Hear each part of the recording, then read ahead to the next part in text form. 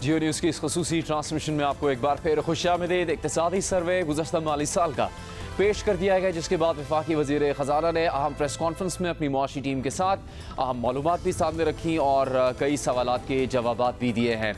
उनकी जानिब से कहा गया है कि इस्तेहकाम की जानिब गामज़न है। जो कामयाबियाँ पाकिस्तान ने हासिल की है गुज़श्ता माली साल में, उनका उन्होंने जिक्र किया।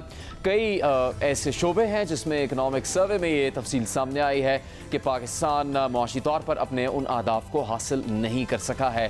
यही सवाल हम मुआशी तज्ज़ियाकारों के सामने रखेंगे इस खुसूसी नशरियात में, और आपके जहनों में आने वाले सवालात का जवाब तलाश करने की कोशिश करेंगे। हमारे साथ खुर्रम शहजाद साहब, शम्सुल इस्लाम साहब और हारून फारूकी मौजूद हैं, जो कि हमारे इस खुसूसी नशरियात में शामिल हैं। खुर्रम शहजाद साहब, आपको बहुत खुशामदीद इस नशरियात में। इस्तेहकाम की जानिब गामज़न है, अभी तक इस्तेहकाम आया नहीं है। जिस तरक्की और जिन कामयाबियों की उम्मीद की जा रही है, क्या उससे मुताल्लिक कल के आने वाले बजट में कोई अच्छी खबर आवाम के लिए हो सकती है? चूँकि वज़ीर ख़ज़ाना ने कहा कि वो कल बताएंगे कि किस तरह वो तबका जिसको रिलीफ दिए जाने की उम्मीद की जा रही है, किस तरह से हुकूमत उनको रिलीफ देगी। जी अस्सलाम वालेकुम, बहुत शुक्रिया मुझे प्रोग्राम में लेने के लिए। देखें, बजट पे तो हम कल ही बात करेंगे, उस पर तो मैं आपको कोई इंडिकेशन नहीं दे सकता। जैसे फाइनेंस मिनिस्टर साहब ने बहुत सही कहा कि हम जब उसका वक्त होगा उस पर हम आपसे डिस्कस करेंगे कि हमने क्या किया, उसमें हमारी प्रायोरिटीज़ क्या हैं और हम किस तरह से आगे जो है बजट को इकॉनमी के साथ किस तरह से जो है वो रिलेट करेंगे और कैसे इकॉनमी को जो है एक फ्यूचर डायरेक्शन देंगे बजट पे। तो मेरे ख्याल में वो हम कल उस पर बात कर लेते हैं। आज जो इकनॉमिक सर्वे आया है, ये बड़ा इंपॉर्टेंट डॉक्यूमेंट है और इसमें अगर आप देखें बहुत सारी ऐसी चीज़ें हैं जो कि एक आम आदमी से लेकर कॉर्पोरेट से लेकर और ओवरऑल इकॉनमी का टर्न अराउंड को जो है वो दिखाती हैं कि किस तरह से पिछले एक साल में इकॉनमी जो है वो टर्न अराउंड हुई है और अब किस तरह से हमें इसको आगे लेके जाना है ट्रांसफॉर्मेशन की तरफ। तो सबसे पहली बात यह है कि अगर आप ग्रोथ की बात करें तो ग्रोथ लास्ट ईयर के मुकाबले में, बल्कि 3 साल की अगर बात कर लें तो वो माइनस से लेकर हम पहुँचे हैं और बड़ा ग्रेजुअल प्रोसेस के थ्रू पहुंचे, बड़ा स्टेबिलिटी के साथ हम पहुंचे और पायदार है और पायदारी की तरफ हम। जी, खुर्रम शहजाद साहब से हमारा राबता मुनक़ता हुआ है। शम्सुल इस्लाम साहब से बात करेंगे। शम्स साहब, एक्सपोर्ट्स के मुतालिक बात की और फिर जो एग्रीकल्चर से मुतालिक इम्पोर्ट्स हैं उसके ऊपर उन्होंने बहुत ज़्यादा इस चीज़ की अहमियत का जिक्र किया, लेकिन जो तफसील सामने आई है उसमें तो अहदाफ हासिल नहीं हो सके हैं। गंदम, चावल, कपास, मकई समेत अहम फसलों की ग्रोथ जो है वो माइनस में रही है 4.5%। तो ये कुछ देर पहले इशफाक साहब भी कह रहे थे कि हम इस खत्ते में भी बहुत ज़्यादा चैलेंजेस का सामना कर रहे हैं इन फसलों के हवाले से। क्या हुकूमत की मुआशी तौर पर जो प्लानिंग है उसमें कमी है जो अब अगले आने वाले साल के लिए बेहतर की जा सकती है? क्या सबसे ज़्यादा ज़रूरी इक़दाम हैं जो किए जाने चाहिए इस शोबे में? जी, मैं बीच में आई थिंक कट हो गया था, तो आप मुझसे सवाल कर रहे हैं। I am sure. खुर्रम साहब, आप बात मुकम्मल कर लीजिए। एग्रीकल्चर हमारी जो बैकबोन समझी जाती थी वो अब टूट चुकी है। हमारे यहाँ हम दावे करते थे कि पाकिस्तान की इकोनॉमी एग्रीकल्चर के ऊपर बेस करती है, इंडस्ट्रीज एग्रो बेस्ड इंडस्ट्रीज हैं, लेकिन हमने अपनी पॉलिसीज के जरिए इसको तकरीबन बर्बाद करके रख दिया। हमारी यही स्ट्रेंथ थी। आप अगर देखें तो 60s में पाकिस्तान में एग्रीकल्चर का जो जीडीपी में शेयर था वो अराउंड 50% से ज्यादा होता था। अब वो ग्रोथ नेगेटिव होके अब आप तकरीबन ऑलमोस्ट 0.56% पे इस साल आप एंटर होने जा रहे हैं। तो ये किसी एक चीज को जाहिर करता है कि इस रीजन में जब दीगर ममालिक जो है उनकी एग्रीकल्चर की ग्रोथ बढ़ रही है, उनके पास स्टेपल्स, उनके पास स्टॉक्स, उनकी एग्रीकल्चर ग्रोथ बढ़ रही है, लेकिन हमारी नहीं। तो बहुत सारे लोग आपको कभी ये शॉर्टकट ब्लेम बताते हैं कि जी एग्रीकल्चर प्राइसेस कम हो गई हैं। ऐसा नहीं है। प्राइसेस तो दुनिया में जो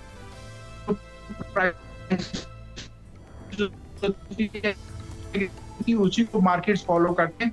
पाकिस्तान में बेसिकली जो आपके फेडरल और प्रोविंशियल गवर्नमेंट के पास वो तमाम के तमाम 60 से सिर्फ फंड ले रहे हैं और उन्हें कोई कंट्रीब्यूशन नहीं की।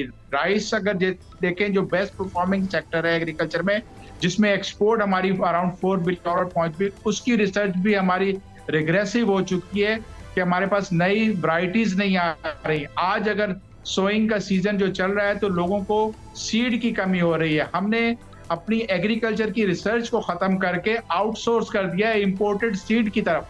हमारी total agriculture on the mercy of imported seed है। इंपोर्टेड सीड जिस मौसम में बनते हैं, जरूरी नहीं कि वो पाकिस्तान में आके वो कामयाब हो जाए। यही वजह है कि पाकिस्तान की कॉटन आपकी 30% डिक्लाइन हो गई कि लास्ट ईयर जब आपने कल्टीवेशन की, वो मौसम की जो शिद्दत थी और जो बहुत शदीद गर्मी और सर्दी थी उसकी वजह से खराब हुई। हमें अपनी पॉलिसी को यकसर बदलना होगा। जीडीपी पे आपके तीनों सेक्टर देखें, एग्रीकल्चर को देख आपका नीचे चला गया है, इंडस्ट्री आपकी ग्रो नहीं कर पा, और उसकी वजह भी क्या है कि वो सेक्टर सबसे ज्यादा इस वक्त टैक्स का बर्डन पे आया हुआ है, सबसे ज्यादा टैक्स पे करता है। जबकि आपका जो सर्विस सेक्टर है, जो आपकी जीडीपी का अराउंड 60% है, उसके ऊपर टैक्स का बोझ आपका बहुत ही कम है। तो आपको रीअलाइनमेंट करनी होती है। जब इकोनॉमिस्ट कोई पॉलिसी बनाते हैं तो वो उसका इम्पैक्ट भी देखते हैं। हमारे यहाँ पाकिस्तान में अनफॉर्चुनेटली इकोनॉमिस्ट है वो नहीं बना रहे। कुछ आपके चार्टर्ड अकाउंटेंट आते रहे, कुछ आपके पास वर्ल्ड बैंक के जो लोग जो आपकी इकोनॉमी को समझते नहीं है वो ऐसी पॉलिसीज दे रहे हैं। आप जब तक एग्रीकल्चर को ठीक नहीं करेंगे, आप जब तक अपना जो लॉजिस्टिक सपोर्ट है, जो आपकी वेयर हाउसिंग का है, उसको इंप्रूव नहीं करेंगे, आपकी क्रॉप का वेस्टेज भी होता रहेगा, आपके पास ग्रोअर को प्राइस नहीं मिलेगी। और वो प्राइस का ब्लेम इसलिए करता है कि उसकी इनपुट कॉस्ट हमने बढ़ा दी है। इंपोर्टेड इनपुट कॉस्ट उसकी बढ़ चुकी है, जो आप फर्टिलाइजर से लेके पेस्टिसाइड्स पे और सीड पे है।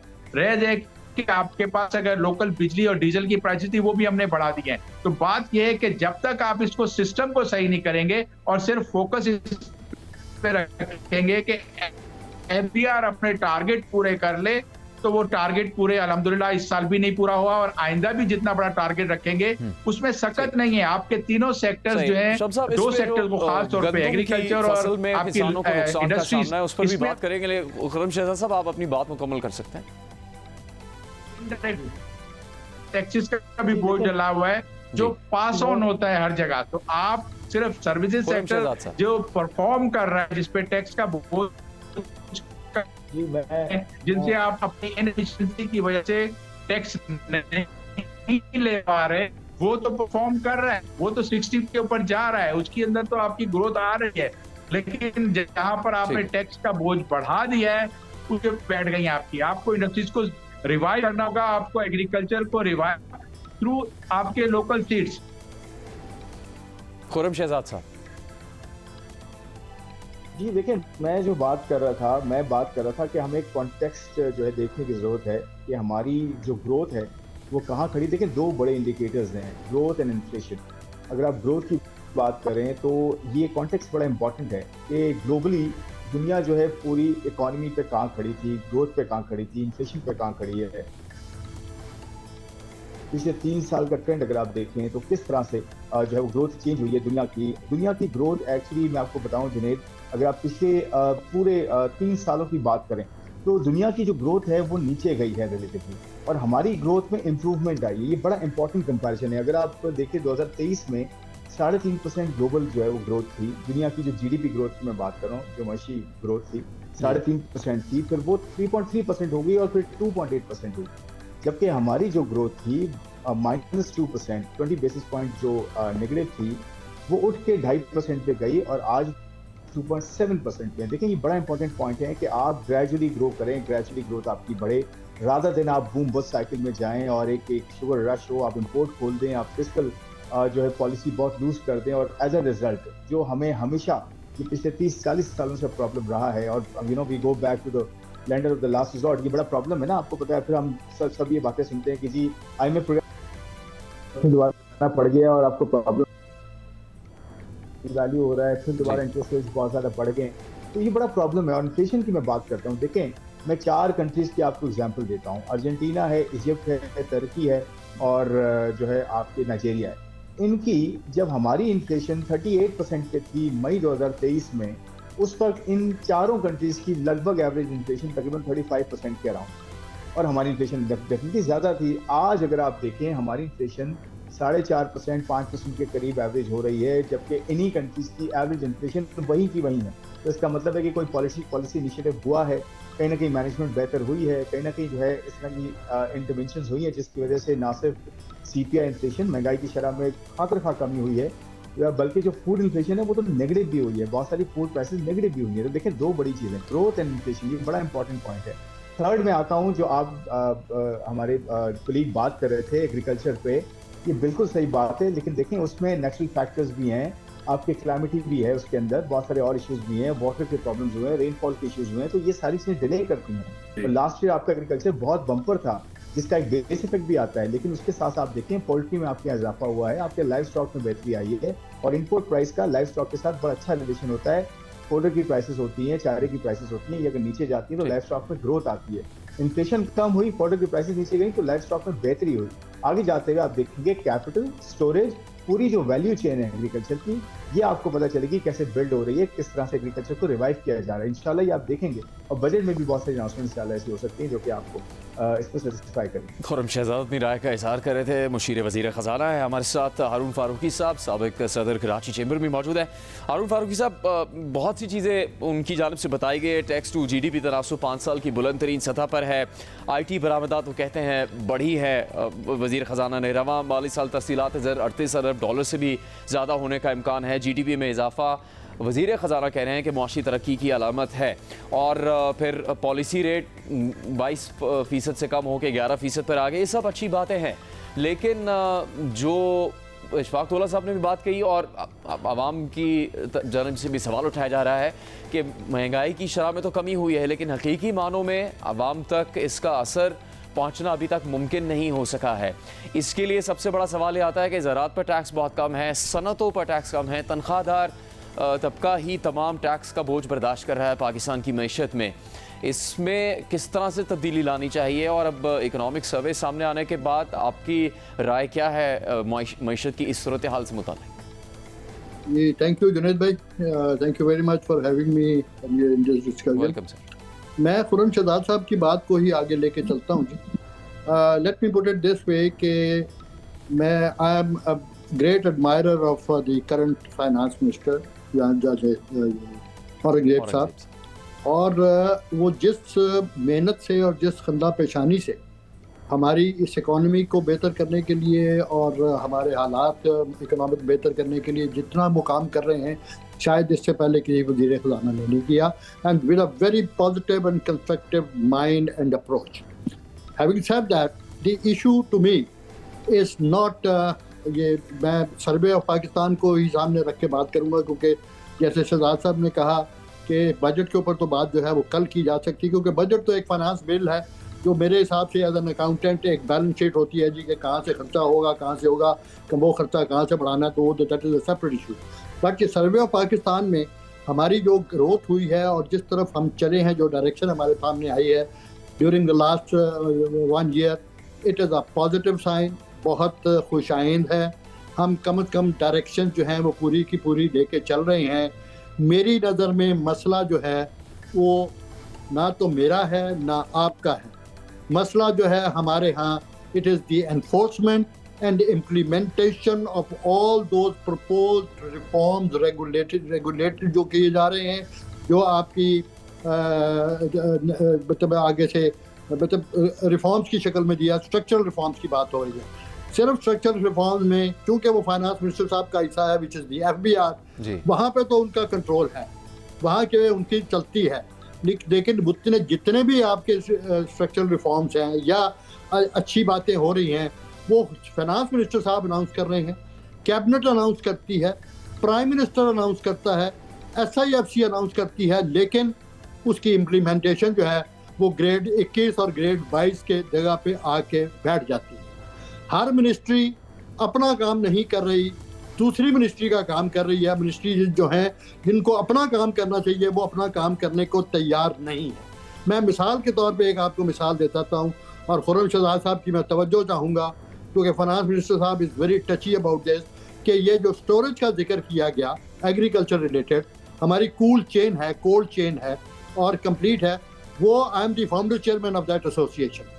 The industrial status was announced back in 30th May 2024, यानी पिछले बजट से 1 महीना पहले, और वो डिक्लेयर कर दिया फाइनेंस मिनिस्टर ने कि ये आपका इंडस्ट्रियल स्टेटस है और इसको आप ये करें। आज हम बैठे हुए हैं जून 2025 में, कैबिनेट ने उसको अनाउंस किया जनवरी 6 जनवरी को। SIFC ने उसको रिकमेंड किया 22 जनवरी को, लेकिन आज तक उसके ऊपर इम्प्लीमेंटेशन नहीं हुई। दीज आर द रीजंस कि आपके जो सिलसिले आप करते हैं, यहाँ पे तो कैबिनेट का डिसीजन जो है वो मानने को तैयार नहीं है ब्यूरोक्रेसी। ग्रेड 21 और ग्रेड 22 का अफसर कहता है कि नहीं जी हम वापस कैबिनेट को भेजेंगे। उन्होंने शायद हमें स्पेसिफिकली ये नहीं कहा कि इसका आपको फायदा ये मिलेगा।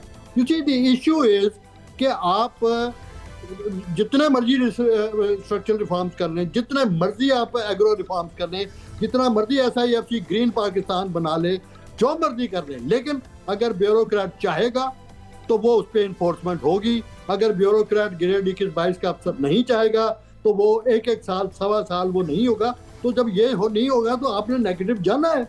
आप कैसे ग्रोथ कर सकते हैं? बजट जो है वो तो आपका सिर्फ आपका एक फिगर वर्क है।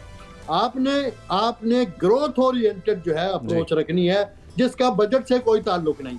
बजट जो है वो एक फिगर का एक फाइनेंस बिल है जिसमें फिगर्स आपके सामने आएंगी, यहाँ से उठाया यहाँ डाल दिया, यहाँ से काटा उधर की जेब में डाल दिया, उससे हमारा मसला हल नहीं होता। हर साल बजट आता है हमारे यहाँ। जब तक अप्रोच आपकी ठीक नहीं होगी कि आप जब जो भी आप रिफॉर्म्स करते हैं, जो कैबिनेट डिसीजन करती है, जो SIFC कर रही है, खुदारा उसकी इम्प्लीमेंटेशन जिसने करनी है उसकी भी तो गर्दन पकड़ें, उसका भी तो गला कहीं से दबाएं कि भाई तुम ये क्यों लेके बैठे हो एक साल सवा साल। दूसरी बात मैं अर्ज करूं कि जहाँ तक बजट की और उसकी फिगर्स का ताल्लुक है, मेरा एक ईमान है और मेरा ये बिल्कुल यकीन है कि ये डराओ धमकाओ से काम नहीं चलता। ये डराने धमकाने से, FBR में प्यूनिटिव आपके अपना कवानीन बनाने से आपका मसला हल नहीं होगा, गवर्नमेंट एक्सचेकर का मसला हल नहीं होगा। हाँ, जो वहाँ बैठी हुई अपना फील्ड फॉर्मेशन है उनके जेबें भर जाएंगी, उनके पेट ज़्यादा मोटे हो जाएंगे, उनकी जायदादें ज़्यादा बढ़ जाएंगी, गवर्नमेंट को कुछ नहीं मिलेगा। मेरा हमेशा से ये रहा है कि डायलॉग एंड अफाम तफहीम बैठ के आसानियाँ पैदा करें, गवर्नमेंट को भी फायदा होगा और पब्लिक को इत्मीनान होगा, ट्रेड इंडस्ट्री को सुकून होगा। आपके ये जो शिकवे शिकायत खत्म होंगे। प्यूनिटिव मेजर से डंडे जोर जबरदस्ती से ना तो आपका ग्रोथ ओरिएंटेड पॉलिसी होनी चाहिए, तभी पाकिस्तान की मैशत आगे बढ़ सकती है। खुर्रम शहजाद साहब से मजीद भी बात करें। एक तनकीद पाकिस्तान की मैशत पर बहुत ज़्यादा होती है कि पाकिस्तान की मैशत में बरामदात पर तवज्जो नहीं दी जाती, दरामदात बढ़ाई जाती रहती हैं। इसके लिए क्या होना चाहिए? अब तक का इकोनॉमिक सर्वे क्या कहता है? इसकी कुछ बहुत दिलचस्प तफसील जियो न्यूज़ की माशी टीम ने भी निकाल कर सामने रखी हैं, आपके सामने पेश करेंगे एक ब्रेक के बाद। खुसूसी ट्रांसमिशन में एक बार फिर खुशामदीद। इकोनॉमिक सर्वे पाकिस्तान जारी कर दिया गया, जिसके बाद अहम आदाद व शुमार सामने आ गए हैं और वफाकी वज़ीर ख़जाना ने प्रेस कॉन्फ्रेंस में भी अहम तफसील सामने रखने के बाद मुख्तलिफ सवालात के जवाब दिए हैं। जियो न्यूज़ अपनी इस नशरात में मुआशी माहिरीन से बात कर रहा है, हुकूमती नुमाइंदों से बात कर रहा है। मुआशी माहिरीन की राय आपके सामने रखी जा रही है और आपके जहनों में आने वाले सवालात जो कि पाकिस्तान की मईशत और आने वाले बजट से मुतालिक हैं, उनके जवाब हम तलाश कर रहे हैं इस नशरियात में। इकनॉमिक सर्वे की तफसील जो कुछ सामने आई है उसकी कुछ झलकियाँ आपके सामने रखते हैं और कुछ देर में हम मुआशी तज्ज़ेकारों से बात भी करेंगे। कुछ मेहमान हमारे साथ होंगे जिनमें Mahvish Salman Ali CEO data vault Pakistan भी शामिल है, उनसे भी हम कुछ देर में बात करेंगे। जो इकनॉमिक सर्वे में तफसील सामने आई है उससे मुताल्लिक तालीम, माहौलियात और दीगर शुबों की तफसील भी सामने रखी गई है। पाकिस्तान में किस तरह से मौसम असरअंदाज हुआ है इस की तफसील भी इकनॉमिक सर्वे में शामिल की गई है।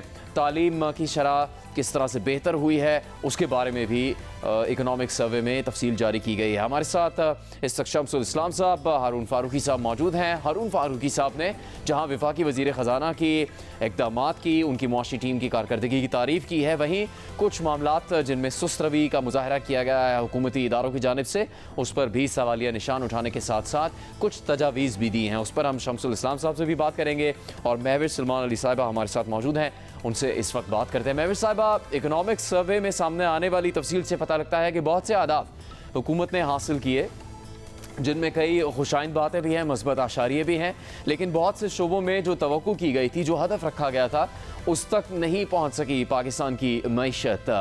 आपकी क्या राय है इकनॉमिक सर्वे पे और क्या तजवीज़ होगी मुआशी इस्लाहात से मुताल्लिक आपकी तरफ से पाकिस्तान की मुआशी टीम के लिए?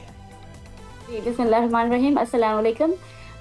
जब हम माशी सर्वे की बात करते हैं, मैं क्योंकि आईटी सेक्टर से हूं तो मैं अपने सेक्टर के बारे में बात करूंगी कि आईटी सेक्टर जो है वो one of the strongest economic pillar साबित हुआ है। अगर आप पिछले चंद सालों को उठाकर देख लें तो जितना आईटी सेक्टर कंट्रीब्यूट कर रहा है इकोनॉमी में, मेरे ख्याल से इज़ रियली कमेंडेबल।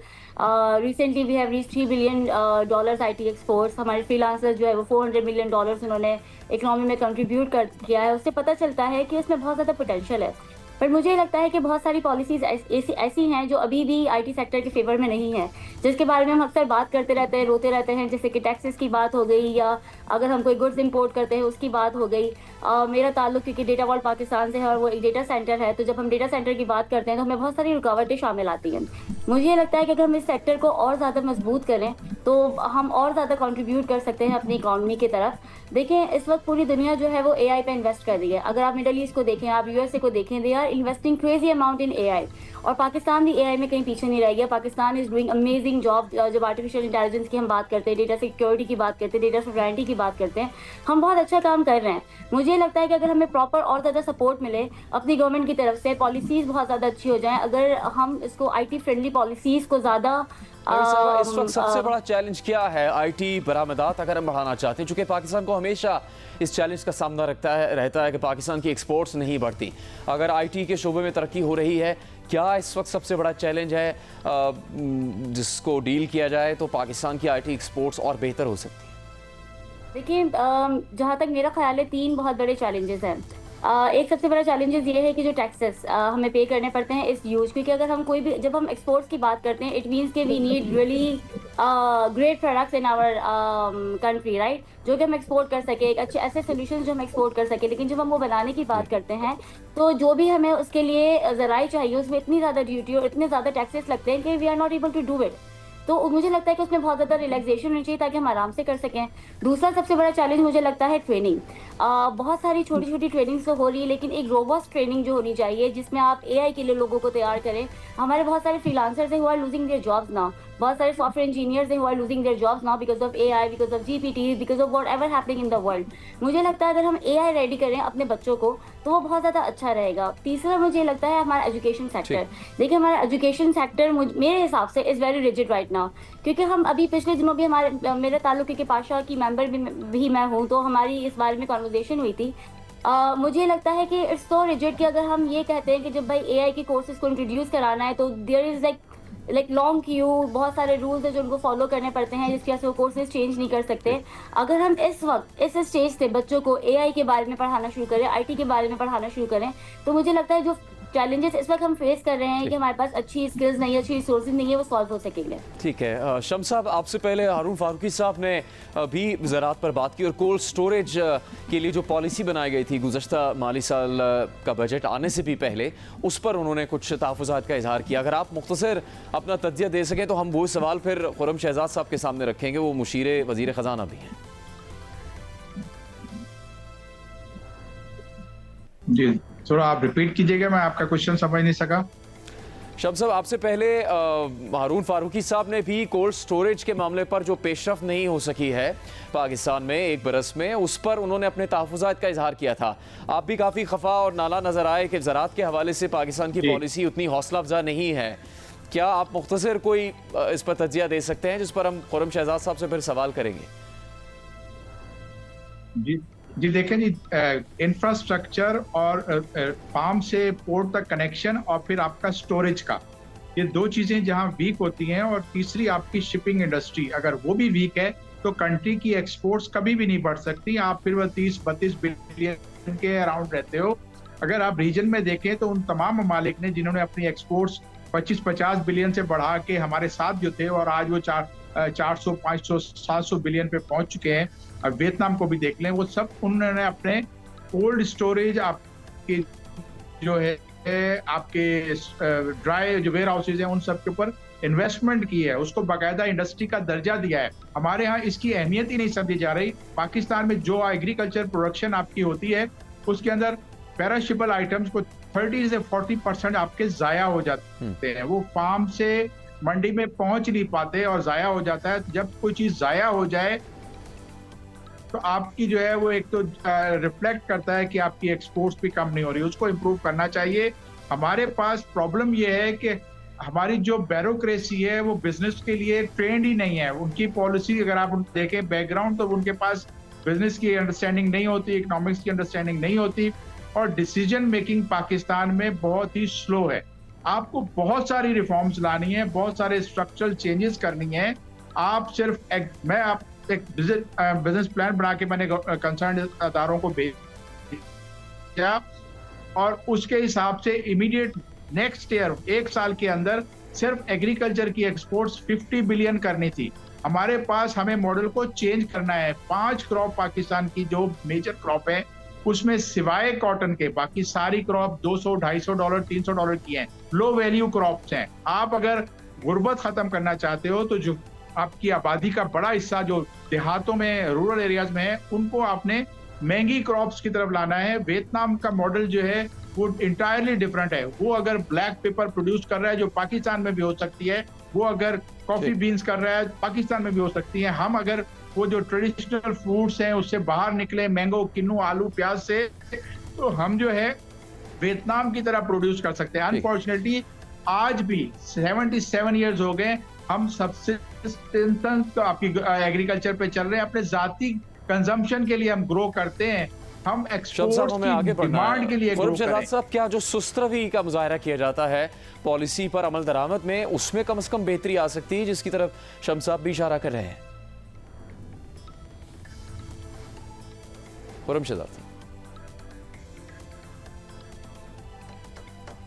जी देखें, जी देखें, ये बड़ा इंपॉर्टेंट सेक्टर है। आपको पता है ये हमारी इकोनॉमी की बैकबोन है एग्रीकल्चर की, चाहे वो एम्प्लॉयमेंट हो, चाहे इसका कंट्रीब्यूशन हो जीडीपी में, इसमें तो कोई दो राय नहीं है, नंबर 1। सेकेंडली देखें, मैं इसको कहता हूँ फार्म टू फोर्क जो है वो पूरी वैल्यू चेन होती है। फार्म टू फोर्क यानी कि आप जितना जहाँ से प्रोड्यूस करते हैं और फिर टेबल तक आता है और आप उसको जो है वो खाते हैं, तो ये पूरा फार्म टू फोर्क स्ट्रैटेजी जो है ना, ये पूरी बिल्ड करनी है। और इसके साथ साथ देखें गवर्नमेंट का काम क्या होता है। गवर्नमेंट का काम ये होता है कि इंफ्रास्ट्रक्चर प्रोवाइड करे, इकोसिस्टम प्रोवाइड करे, लेवल प्लेइंग फील्ड प्रोवाइड करे, और उसके जो मेन इंग्रेडिएंट्स हैं, मिसाल के तौर पे स्टोरेज की हम बात कर रहे हैं, कोल्ड स्टोरेज की बात कर रहे हैं, बहुत बड़ा एरिया है जिस पे काम करना है हमने। और आप देखेंगे आप एक दिन रुकते हैं, आपको जो है बजट में भी जो है इसके बारे में बात की जाएगी। तो इसके अंदर नंबर 1 जो चीज़ है वो स्टोरेज की हम बात कर रहे हैं। फिर फाइनेंसिंग बहुत क्रिटिकल फैक्टर है कि फाइनेंशियल इंस्टीट्यूशंस को हम लेकर आए, वो फाइनेंसिंग कर सकें, वो क्रेडिट स्कोरिंग बिल्ड हो सके फार्मिंग कम्युनिटी की, जो कि एलिजिबल करे उनको जो है वो फार्म की जो है वो क्रेडिट की तरफ। फिर एक और चीज़ आप देखें कि जो क्रेडिट टू एग्रीकल्चर है, इसमें बड़ी ग्रोथ आई है। तो ये आपको यहाँ से इंडिकेशन मिलेगी कि आगे जाते हुए आपको एग्रीकल्चर सेक्टर में इस क्वार्टर में और अगले पूरे साल में एग्रीकल्चर में टर्न अराउंड होता हुआ नजर आएगा। मिसाल के तौर पर अगर आप देखें कि नंबर क्या है, सेक्टर में 16% की ग्रोथ है। ये 2 ट्रिलियन का जो है वो क्रेडिट ऑफटेक जो है एग्रीकल्चर को हो चुका है। तो ये एक बड़ी डेवलपमेंट है कि मैं जो कैपिटल की बात कर रहा हूँ, तो स्टोरेज, कैपिटल और फिर पूरी वैल्यू चेन, जिसमें कोल्ड स्टोरेज भी आती है, जिसमें इंफ्रास्ट्रक्चर भी आता है, जिसमें पूरी मार्केट डेवलपमेंट की बात आती है। तो ये पूरा एक टर्न अराउंड की जो है हम बात कर रहे हैं, पूरी स्ट्रैटेजी की बात करें तो देखिए, और ये ओवरनाइट नहीं होगा, आप देखेंगे। और देखिए इसमें क्लाइमेट के भी बड़े मसले हैं। क्लाइमेट की वजह से आप देखिए 2022 में कितना हिट हुए हम, और उसके बाद जो है आज भी क्लाइमेट एक बहुत बड़ा थ्रेट है। तो इसके लिए हमें वर्ल्ड बैंक ने भी फंडिंग जो है दी है, इसके लिए हमें RSF भी मिला है। IMF का फर्स्ट टाइम, ये दोनों फर्स्ट टाइम हुए, 1.4 बिलियन का RSF है क्लाइमेट के लिए।